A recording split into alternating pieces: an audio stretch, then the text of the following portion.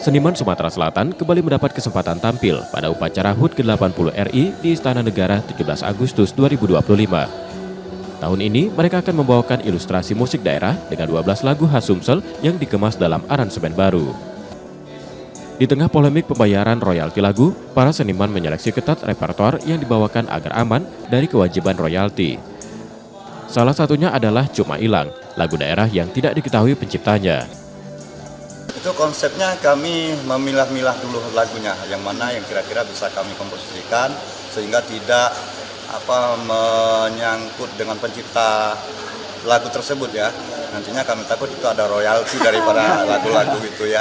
Jadi kami memilah-milah lagu-lagu yang aman dan bisa kami angkat mengenalkan lagu-lagu daerah ke ajang nasional. Polemik royalti musik kini menjadi perbincangan hangat di Indonesia. Bahkan untuk lagu yang dibawakan dalam acara pernikahan dikenakan tarif 2%. Muhammad Reza Palevi, Kompas TV, Palembang, Sumatera Selatan.